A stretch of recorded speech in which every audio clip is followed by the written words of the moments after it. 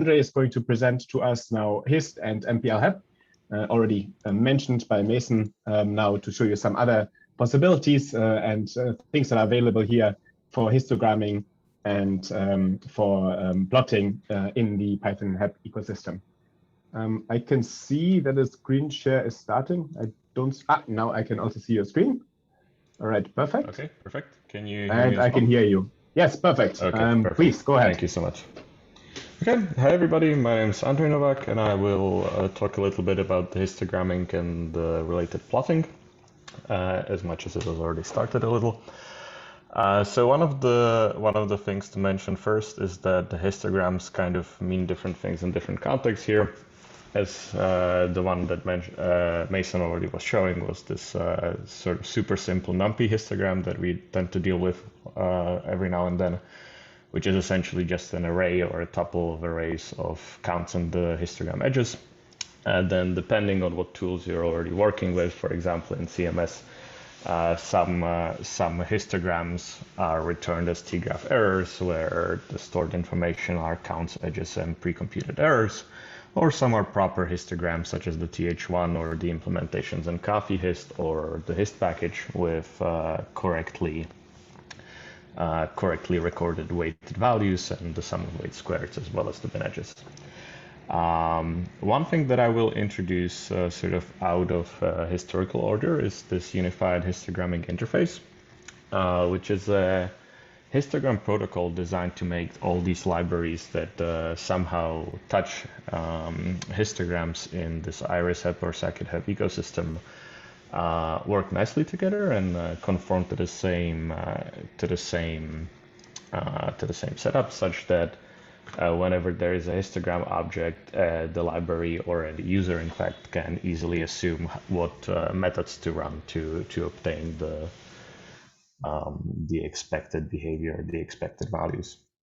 So the two libraries I'll be covering here are the Hist library, which is the Python sort of go-to one-stop for histogramming now. And this library extends Boost Histogram, which itself is actually a Pythonic wrapper for underlying C++ library. So most of the operations are indeed very fast. But it implements a number of very friendly or user-friendly behaviors and shortcuts that make histogram manipulations easy. And it also integrates some other utilities, such as plotting or fitting directly. The plotting that I'll be discussing is done by the mplhep package, which is built on top of matplotlib. And the original idea was essentially to extend the existing functionality. We were able to merge some or to upstream some of our code up to matplotlib. However, some of the use cases remain specific enough to merit this package. You might have to run an upgrade because I think the last version with some bug fixes didn't make it into the release. Okay, so let's take a look at the basics. So just importing NumPy and matplotlib pyplot and generate a simple NumPy histogram, which is a tuple of the counts and the bin edges. And then if we want to visualize this in standard matplotlib, two of the options that we have is the age-old bar plot. So we only fill x values as the length of the array and supply the counts. But also the one feature that we managed to upstream is this stairs function, which allows you to plot from these two arrays that are actually not of the same dimension, which is for some reason was not a thing that has appeared previously in matplotlib, and that has a couple of options that you can explore and modify. Okay. So this actually needed to be extended a little bit to make it convenient for particle physics use, because one thing that we often need to visualize, for example, are errors or stack plots, which is not something that is natively necessary for matplotlib, so it wasn't implemented. And so this is where mplhep comes in, which consists largely of two functions, which would be histplot and hist2dplot, which essentially add or improve on the convenience for a user trying to plot these histograms. So here you can see the example the simple numpy histogram passed as a tuple or passed separately as the counts and the bins. Some basic implementation of automatic error bars, but there are extended options such as one can configure this as desired, such as when the sum of weight squared is applied, one can actually supply the method with which the error bars are calculated. The key principle here was to make this convenient for a new user, so to not create any, to create as little extra interface as possible. So apart from some of the functions that let you decide if you would like to have a filled plot or step plot or an error bar plot, most of the variables that you would supply to a matplotlib, to the corresponding matplotlib commands will just pass through directly and be applied. So here you can see an example of a hatched filled plot or an error plot. And of course, there's also things that need to be, that are convenient for us for analysis purposes, such as histogram stacking or normalizations, etc., etc. So here's a simple example, creating or passing through two histograms. One is just the double of the first, and creating some random plus any pseudo data, where so these could be plotted on top of each other very easily and normalized to the same total area to compare the shape of these histograms. By popular request, or there was also an implementation for sorting. So this was this is a recent addition. Currently, the two implemented options are by yield or by label name, and also the sorting can be reversed. Oops, oh, that's awkward. I have missed a cell. And also the sorting can be reversed as necessary, or actually you can directly pass an array in the order of the histograms that you would like them to be plotted. So this is just a simple convenience for making it easy when trying to visualize a large number of samples. One of the extended functionalities that I've mentioned, so if one passes an object that either already holds the sum of the weight squared or passes the weight squared directly, it's also possible to supply a custom function for calculating the error bars. So in this case, I just generated or wrote here a very simple sort of nonsensical error bar calculation that takes the lower value as the weights minus number 10, and upper value as weights or the sum of the weight squared plus 20, and just gives gives essentially a mock answer. But of course, this would typically be a Garwood interval or something, which is actually the default that's implemented. One of the important functionalities was that the input types should be flexible. So you've already seen various tuples being passed in, or you can write a list of 1D arrays or a 2D array of histograms, in fact. But also thanks to the implementation of the protocols, you can pass directly an uproot histogram that's read of a root file and it's plotted natively.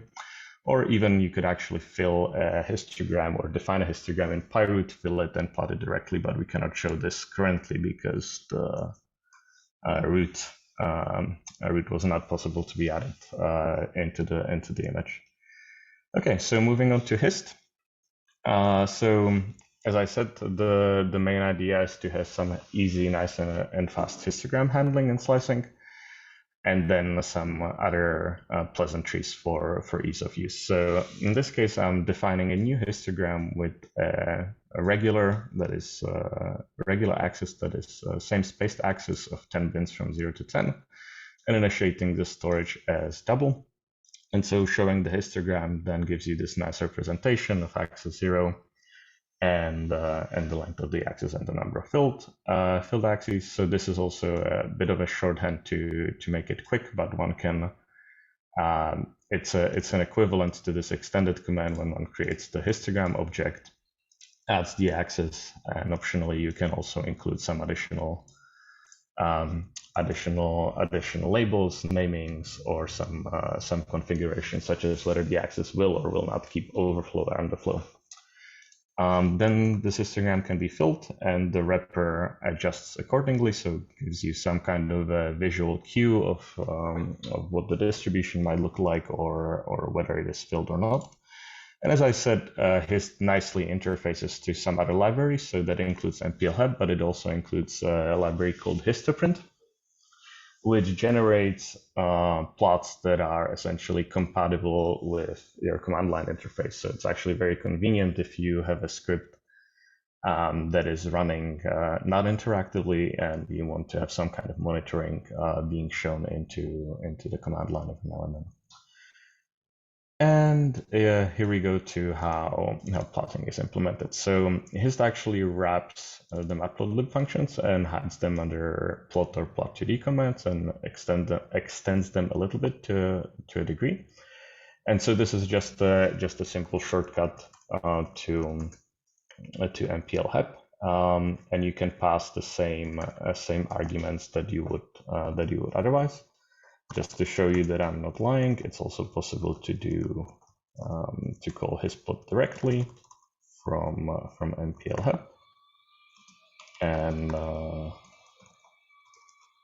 it should have the same results, right? So these are two exactly equivalent calls. One thing that's quite nice is that the axis label is directly picked up from the histogram, so it's displayed. And also the other thing that's important is that the artists that are plotted with these functions are always returned. So if I get rid of the semicolon, you'll see a name tuple of artists that is returned from this plotting function, which is useful if you're plotting something more complex and then want to modify manually some aspect of this plot. So in this case, I'm fetching the stairs artists, modifying the face color, changing whether it's filled, etc., etc. The very nice things about Hist is that it allows you to quite intelligently slice and dice it and index it. So for example, in this case, I would be slicing from the 2nd to the 4th bin. And you can again see that the wrapper adjusts appropriately. But you can also slice in data coordinates, which is actually very convenient when you have when the bin ordering doesn't exactly correspond to the values. So by adding the J to the index, it actually looks up the bin containing value number 1 and number 6 and converts it automatically. And also you can get, for example, the total of the bin. So if I slice this from let's say 3 to 6, you'll see that the total of the distribution that is covered by the sum changes. Histograms, as I've already mentioned, contain or conform to the total histogram interface. So you can extract most of the information in an easily understood or standardized way. So values, variances, which I believe were actually chosen for to be similar to the root specification, and you can get the axes that are used in the histogram object. And so by fetching the first one, you can then make some operations on the axes, such as getting the centers, getting the edges, getting the labels, etc. So this is where it actually gets a little bit more interesting. So in more real analysis examples, we would have multidimensional histograms that would be filled with something like coffee. And then one of the axes would be data set, and then other axes could be, for example, the region of the data, or a discriminator, or whatever observable that we need to inspect. So this is a simple example of that, with one regular axis mocking our observable, and a categorical axis that will store the type of data set. Again, you get a nice 2D wrapper, and then we would fill the histogram at categories A, B, and C with some Gaussian distribution. And again, you can see that the wrapper adjusts conveniently. And then if we were to plot this, you can directly just call plot. and pass the same set of options that that you would to mplhep. So the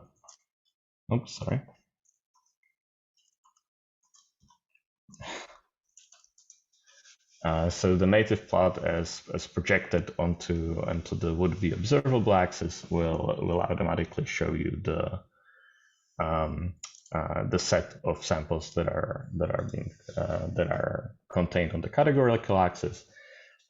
We might want to, however, stack them, change the plotting type, and we can choose how they are sorted. We can also limit this histogram to, for example, only cover from bin containing the number 4 to bin containing the number 8. Oops, what did I miss? All right, it's the 2D histogram. So I missed the categorical axis, but you see that the histogram gets automatically modified. Similarly, since this is a 2D histogram, if we pass it to the hist2d plot function instead of, we will get a heat map object with, again, some conveniences that are automatically implemented compared to a matplotlib function, such as having the labels or having the color bar. And as I see I'm getting towards the end, I think this might work out just about fine. So here's one more, a bit more extended example of something what an analysis map might really look like. So we have one axis with would be observable, some kind of MVA with the variable axis. So this is an axis that doesn't have the uniform binning. One categorical axis that is determined by where the labels are strings. One categorical axis where the labels are integers. And to make it furthermore fun, these are weighted histograms, so they support weighted fills. Then I have a little helper to just generate some random letters. And if we fill this histogram with some number of events, we'll again get a wrapper, but this time it's too many dimensions to actually visualize them conveniently. But at the same time, you still get some useful information, such that what categories were filled. For example, this would-be systematic category was not predefined, and the categories were added as necessary. And then if we were to slice this, we can again do similar things as before. So this would be, we want to display the observable axis. We want to have a slice on this would-be tagger axis. We want to, again, display the data sets in the first region and systematics called X, for example. And again, you get the 2D plot that I've shown before. But as the number of dimensions grows in these histograms, indexing by the order is not very convenient. So what you can also do is, if you have named all of your axes, is to index or slice by passing a histogram. And so the very much an equivalent function to the one in the cell above is obtained like so. So passing the same set of cuts, we again recover the same representation. If we pass this histogram or this sliced histogram to the plot function, we get this 1D projection of the categories onto the observable axis, which is then something we can work with. One of the very common things that happens in this analysis use case, that after these histograms are produced, they need to be scaled for cross sections reasons, number of produced events, etc., or various corrections. And so this can be done fairly easily, but I believe there are some issues open to making these a bit more intuitive. But you can see that the sample A in this example has been scaled by a factor of 2.5. But the other function that still needs to be implemented in Hist, so here's just a small snippet, is useful when one needs to group various samples together, such that such as when, for example, QCD would be produced a number of HT bins that would need to be combined in this analysis. And so the signature would probably end up something like this anyway, where the histogram gets passed a dictionary of which data sets or which categories are supposed to group and how. And then you can see an image of what this looks like in reality. And so for the desired end goal, so for example, after creating this multidimensional histograms, I might want to apply a certain selection.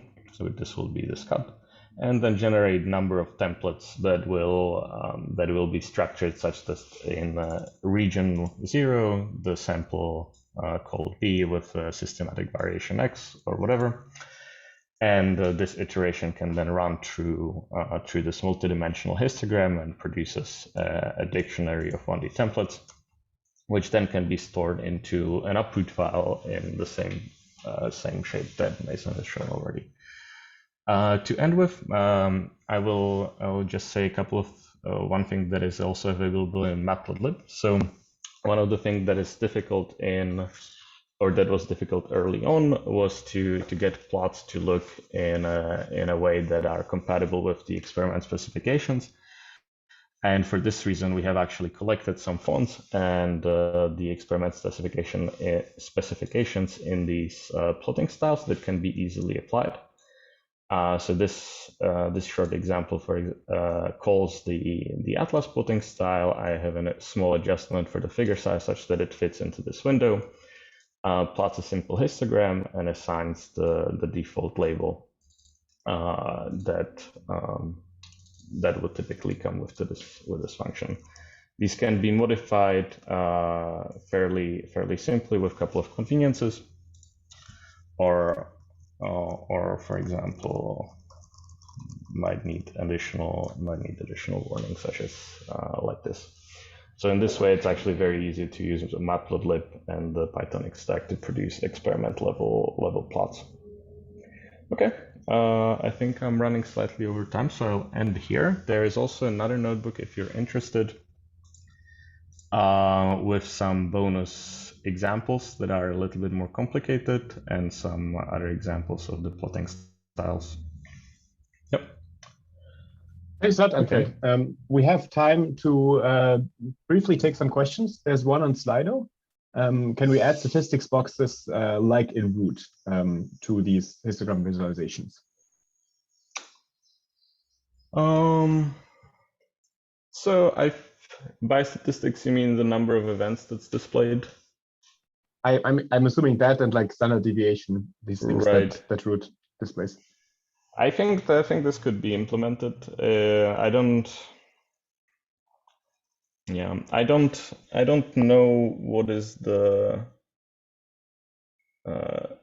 demand for such function to actually be include it, for example, in matplotlib. But I can see how this could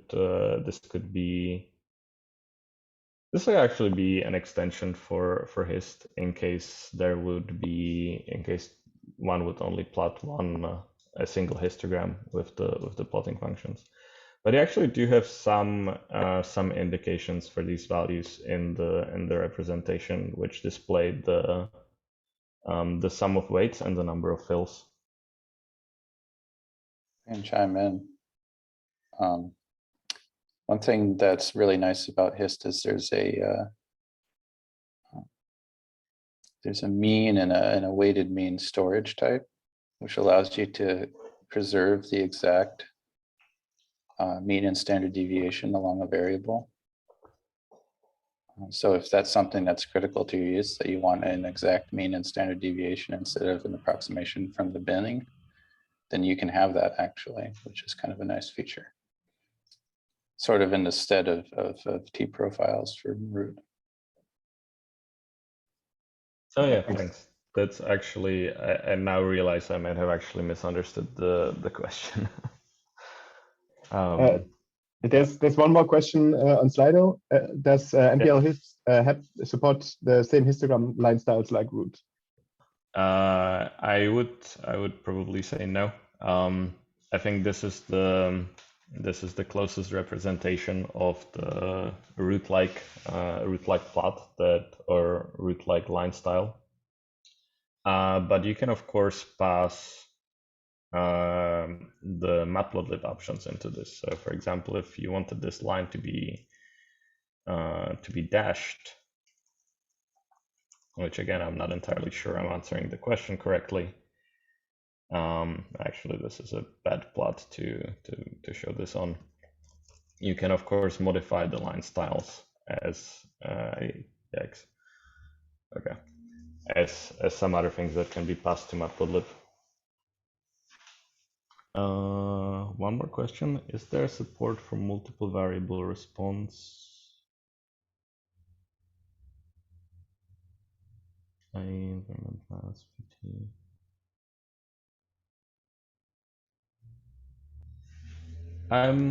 Yeah.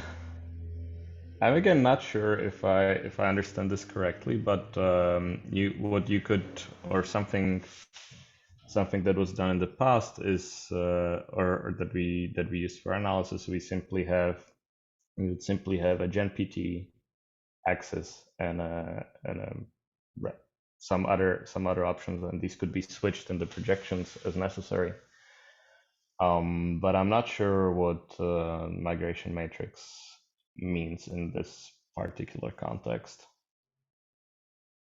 Okay, thanks a lot. I think at this point we will have to move on. So I'll move the questions over to Zoom so we can follow up. Thanks very much for this overview. And we will continue now with our